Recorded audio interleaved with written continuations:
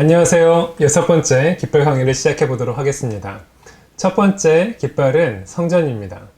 여러분, 성전인데 바로 옆에 에스라라고 쓰여져 있습니다. 여러분, 성전 하면은 솔로몬이 먼저 생각이 나시죠?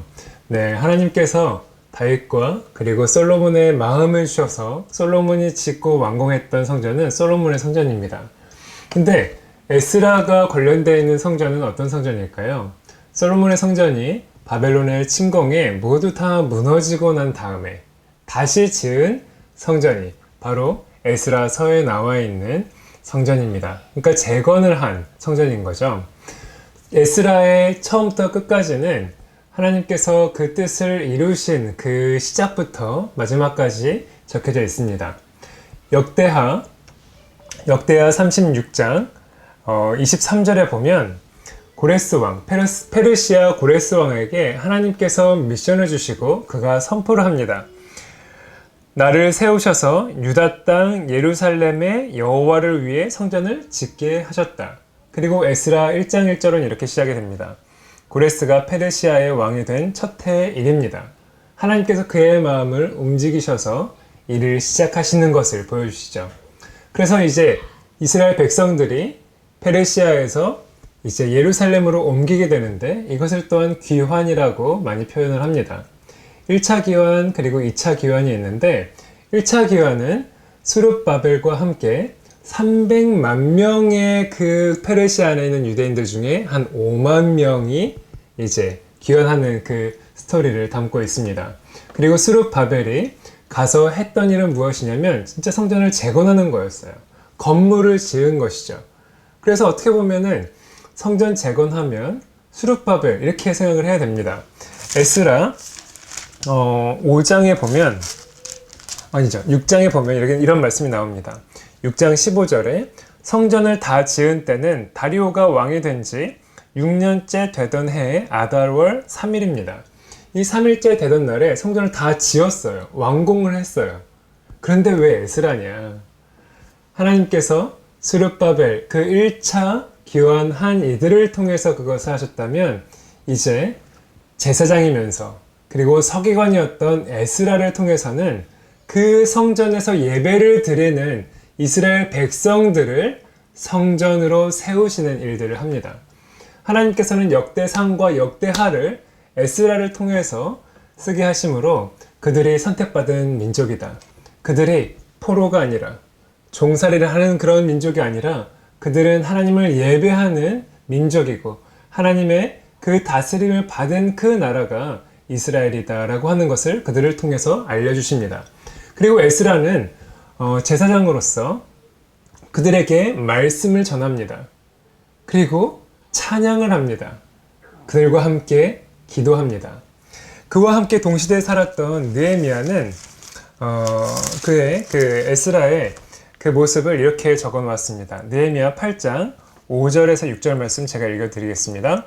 에스라가 율법책을 폈습니다. 에스라가 높은 데에 서 있었기 때문에 누구나 다 그를 볼 수 있었습니다. 에스라가 책을 펴자 모든 백성이 자리에서 일어섰습니다. 에스라가 위대하신 하나님 여호와를 찬양했습니다.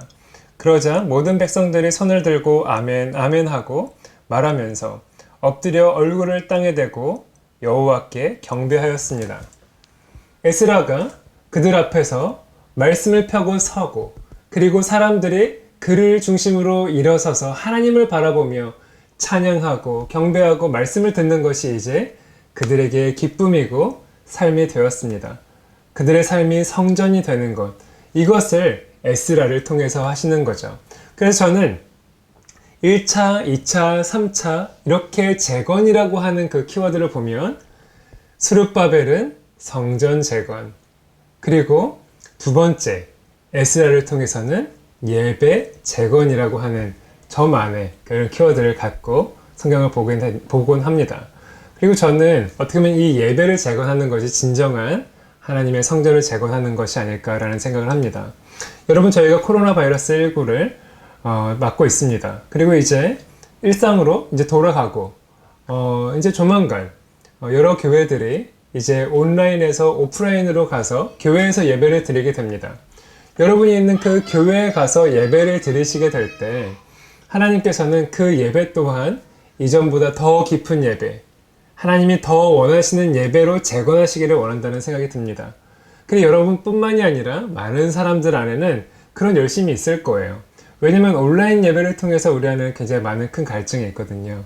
네, 하나님께서 그 마음을 아시고 여러분 안에 말씀과 기도와 찬양을 세우시는 그 예배의 재건, 그래서 진정한 교회, 건물이 아닌 예배를 세우시는 여러분 되시기를 축복합니다.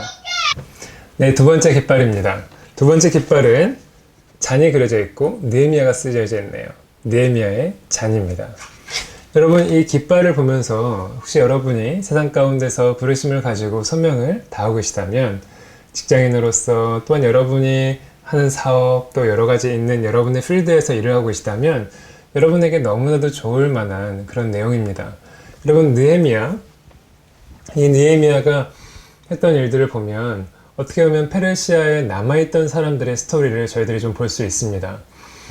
에스더도 마찬가지죠. 네, 저희가 이제 느헤미야를 읽고 에스더를 보게 되는데, 많은 사람들이 지금 갔어요. 예루살렘으로 가서 성전을 짓고 있는 스토리를 남은 사람들은 듣습니다. 300만 명 중에 5만 명이 가서 지금 짓고 있고 나머지는 남아있는 거죠. 그리고 2000세대가 갔지만 아직도 많은 사람들이 남아있는 겁니다. 그 중에 느헤미야는 그 사람들의 소식을 들으며, 그리고 그가 기도하고 있었고, 에스더와 모르드게도 같은 상황입니다. 그런 상황 속에서 느헤미야가 어떤 소식을 들었는가? 그들이 수치를 당하고 수모를 당한 이야기를 들은 거죠. 그리고 그가 기도를 하는 상황에서 하나님이 길을 열어주십니다. 그렇게 열어주신 길이 바로 페르시아 왕의 술관원이었던 거죠. 그 이후로 술관원에서 총독으로, 그리고 그 다음에 어떤 모습으로든지 그는 페르시아 왕 안에 그 왕관에 일하는 관리로 들어가게 됩니다. 하나님의 일을 하면서 교회나 성전이나 완전히 올인할 수 있는 그런 상황이 아니라 내가 있는 그 세상 속의 자리를 가지고 일을 하는 사람, 그런 사람의 모델이 될 수 있는 인물이 바로 느헤미야인 거죠. 여러분, 술관원에 대해서 헤로도투스라고 하는 역사가는 이런 이야기를 했습니다. 왕비와 함께 가장 큰 영향력을 가지고 있었던 관리가 바로 술관원이다. 자신이 독살당할 수 있는 그것을 맡기고, 그리고 그 곁에서 아주 지근 거리에서 그에게 충고할 수 있는 사람은 믿을 만한, 아주 믿고 신뢰할 만한 사람을 뽑았는데 그게 바로 느헤미야였던 거죠. 하루는 느헤미야가 왕에게 이렇게 얘기합니다. 왕이시여, 내가 예루살렘으로 돌아가서 성을 다시 짓게 하여 주십시오. 성벽을 짓게 하여 주십시오. 그랬더니 그 왕이 그를 총독으로 보내줍니다. 그래서 나오는 그 스토리가 이 다음의 스토리고, 그리고 그 스토리 안에는 에스라와 함께하는 스토리도 있고, 또 그가 삶을, 성벽뿐만이 아니라 예배를 드리며 그리고 이스라엘 백성으로 다시 돌아가서 사는 그들의 삶을 관리로서, 총독으로서 케어하고 함께하는 내용이 바로 느헤미야입니다. 여러분, 느헤미야를 보면 느헤미야 12장 말씀을 보면 이렇게 되어 있어요. 13장 말씀이네요. 13장 말씀을 보면 굉장히 정말 가슴 아픈 이야기가 나옵니다. 느헤미야가 있었을 때 아주 나쁜 마음을 가지고 들어오는 사람을 막고 있었어요. 근데 그 막고 있었던 사람이 자기가 자리를 잠깐 비운 사이에 성전으로 들어와서 그 안에서 자리를 차지하고 있는 거죠. 13장 5절을 보면 엘리야십은 도비아가 큰 창고 가운데 하나를 쓰도록 허락했습니다. 그 방은 성전에서 쓸 곡식 제물과 향과 그릇과 곡식의 11조와 포도주와 기름을 보관하던 곳입니다. 그 물건들은 레위 사람과 노래하는 사람과 문지기들의 것이며 제사장에게 주는 예물로 쓰였습니다. 여러분, 그 다음에 나오는 그 문장이 굉장히 재밌어요. 그 일이 일어났을 때 나는 예루살렘에 없었습니다. 왜냐면 바로 나오는 건데, 얼마 뒤에 나는 왕에게 예루살렘으로 돌아가게 해달라고 말했습니다. 왕이 부른 거죠. 페르시아에서 예루살렘에 있는 일을 부른 거예요. 불러서 그의 일을 감당했을 때 그가 지금까지 아주 공을 들여서 성전을 거룩하게 지키고 있었던 이것들이 허물어진 거예요. 그리고 갔다 와 보니까 레위인들이 자리에 없어요. 왜냐면 사람들이 자신의 그 삶을 돌봐주지 않아서 내가 여기 있다가는 굶어 죽을 것 같으니까 나가서 돈을 벌고 그리고 나가서 농사를 짓고 있는 거죠. 여러분, 내가 할 수 있는 것, 세상의 일을 하지 않고 하나님의 일하면 시원하게 할 수 있는데, 또 내가 해오던 것들 계속 할 수 있으면 하나님의 기쁨이 될 수 있는데, 내가 회사와 그리고 내가 사회에서 맡은 그런 여러 가지 것들 때문에 내가 못한다. 내 마음이 아프다. 네, 여러분의 마음을 하나님께서는 너무나도 아십니다.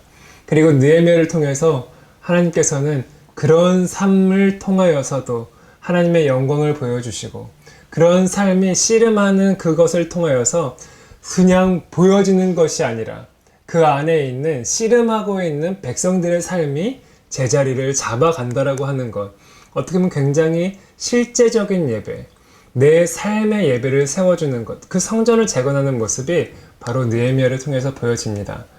네, 저는 이 말씀을 보면서, 이 느헤미야를 보면서 저는 여러분 생각이 굉장히 많이 들었습니다.